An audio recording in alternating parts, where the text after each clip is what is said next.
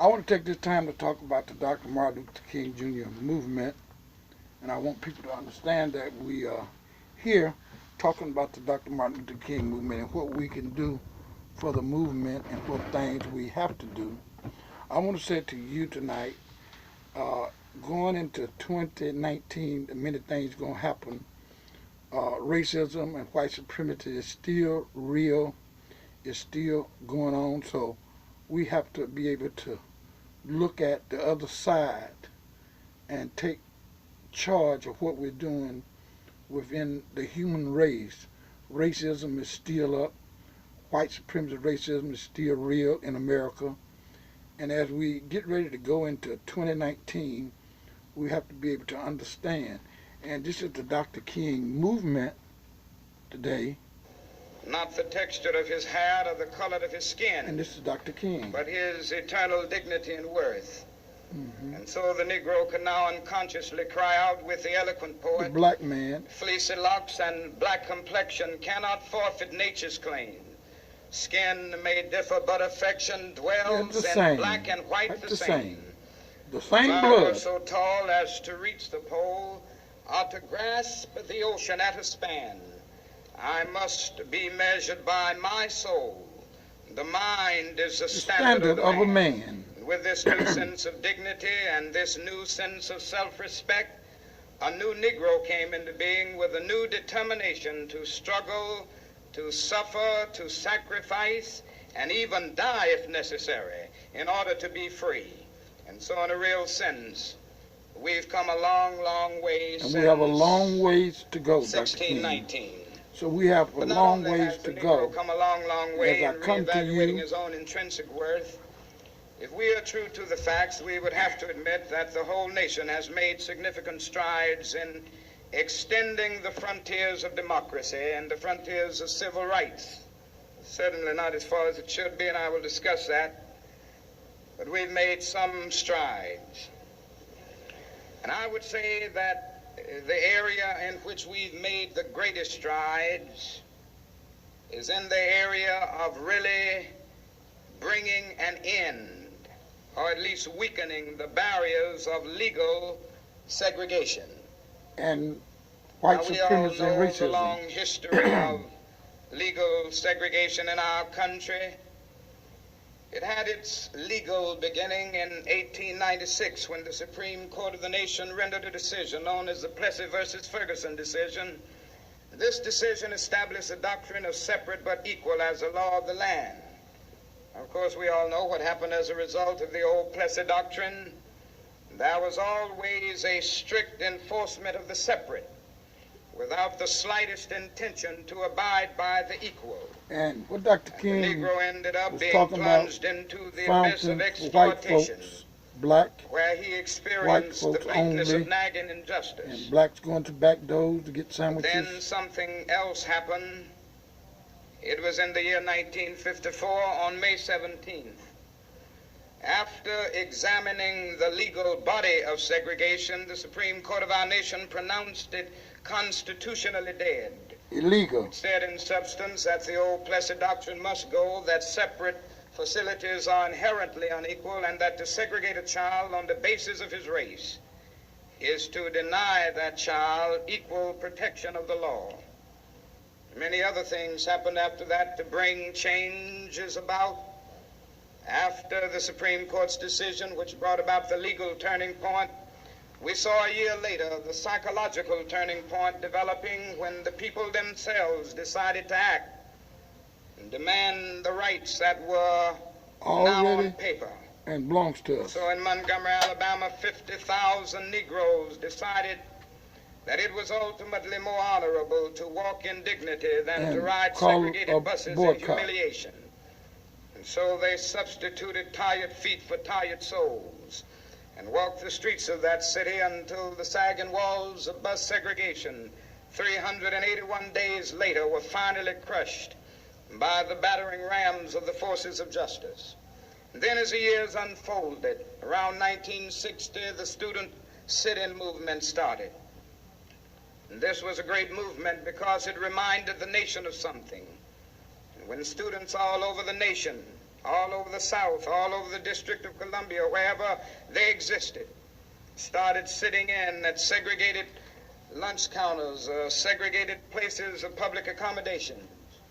They were in reality standing up for the best in the American dream and carrying the whole nation back to those great wells of democracy which were dug deep by the founding fathers in the formulation of the Declaration of Independence and the Constitution.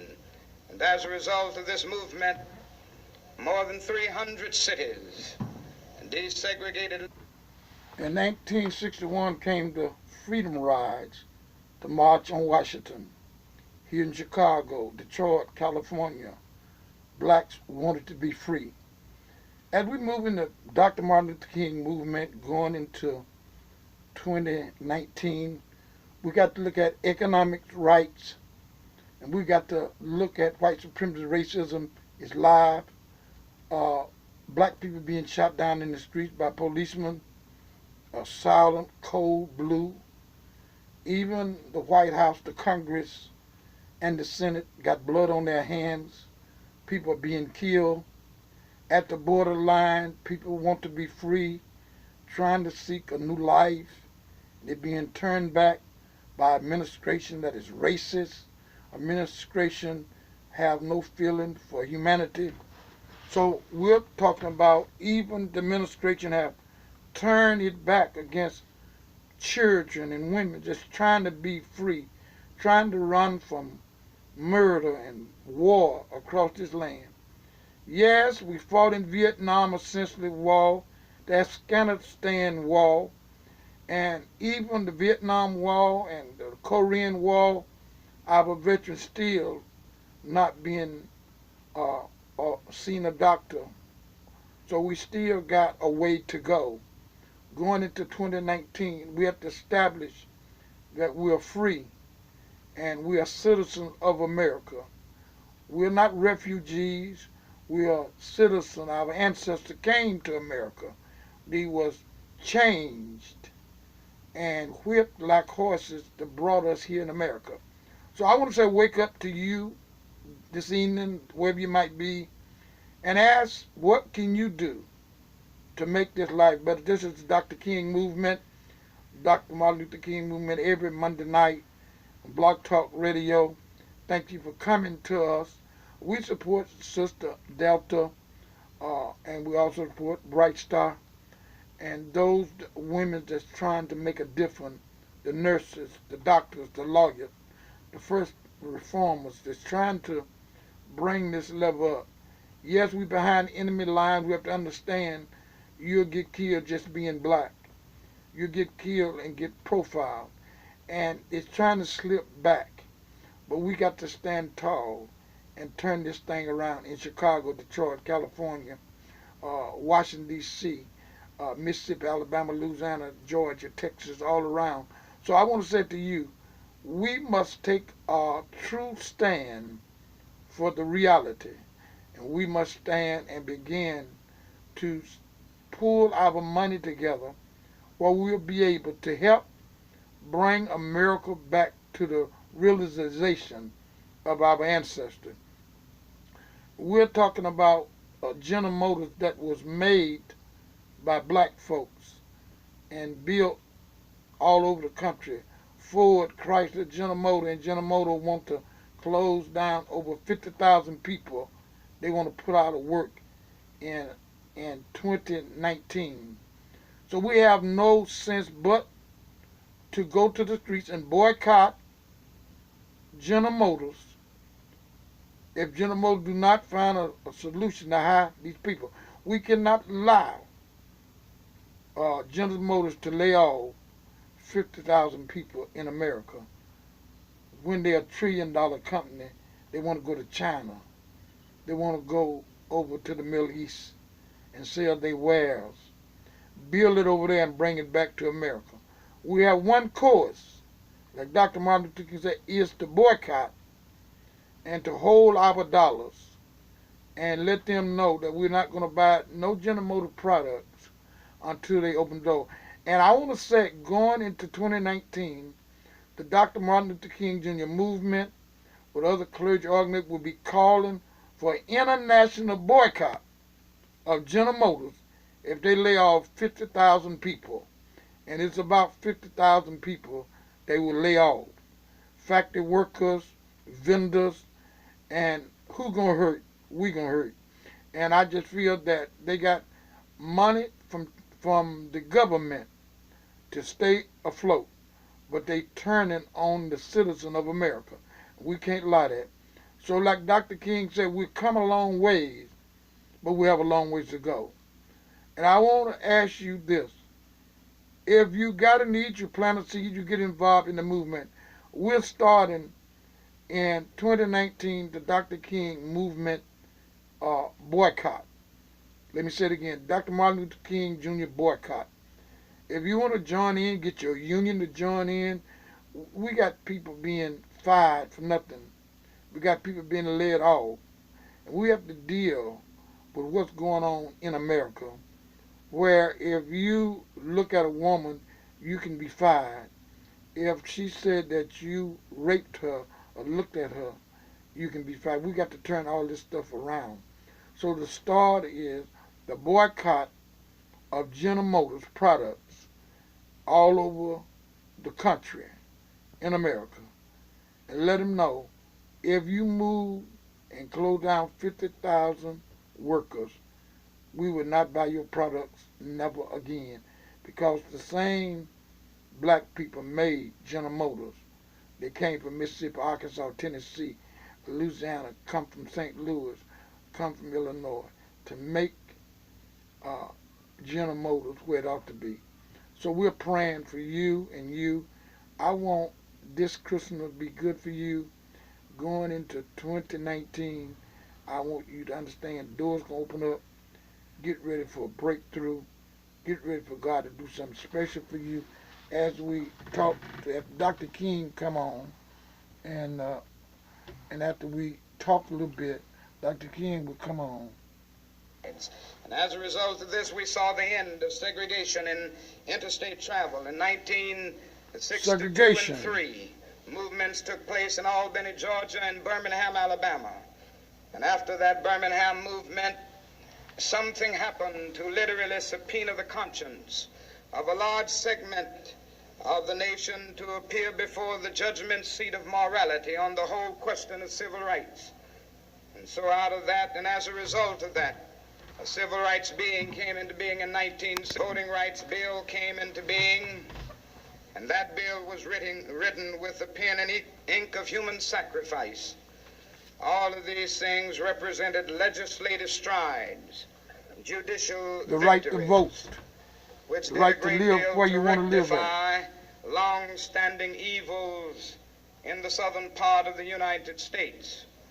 And so in a real sense, as a result of these movements, we have made significant steps forward in many areas. To put it figuratively in biblical language, we've broken loose from the Egypt of slavery, and we have moved through the wilderness of legal segregation.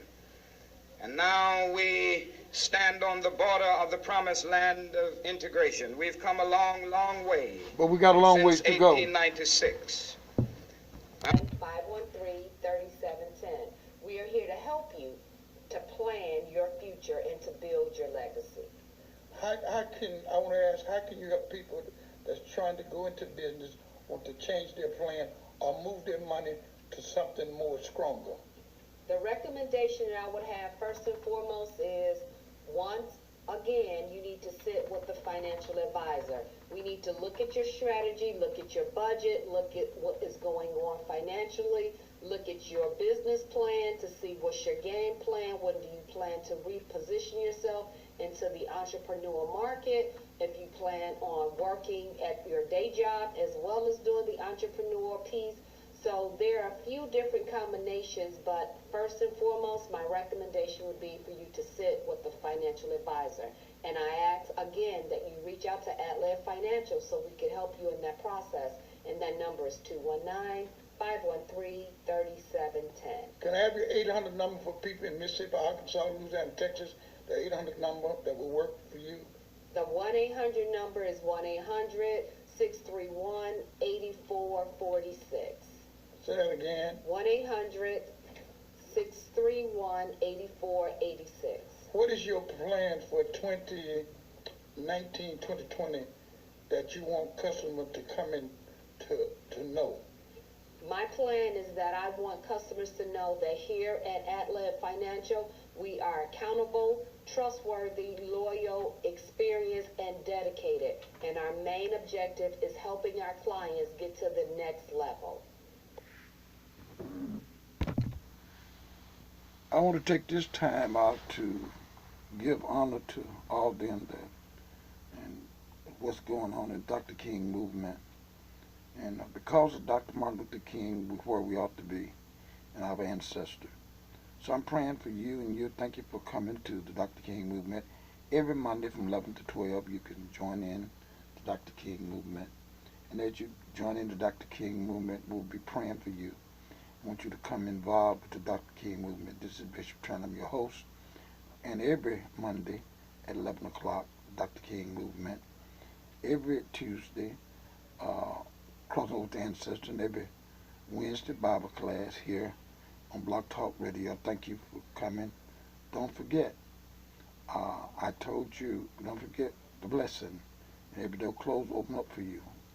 I want to tell you that as we move forward, we're still fighting racism, white supremacy. We're still fighting the negativity that's going on throughout the city and the negativity going on across this country. Don't wait to fight it with prayer. And as I pray for you, and I pray for our people, like Dr. King said, we're not free. We're still caught up in racism. We're still caught up in jealousy. We still is the first fired, the last hired. We're still trying to move forward in the political realm, in the church realm, in all realms. The most segregated hour is at 11 o'clock in America. White folks go to their church, black folks go to their church, and we come out not united. And I'm praying that we come united. Don't forget, in 2019, we're going to join our boycott. If you want to be a part of it, give me a call. Say, Bishop, I want to be a part of the boycott. It costs 50,000 people laid off. It's not a good thing. 50,000 people being laid off from General Motors. So we have to put a stop to it. I ain't asking the government to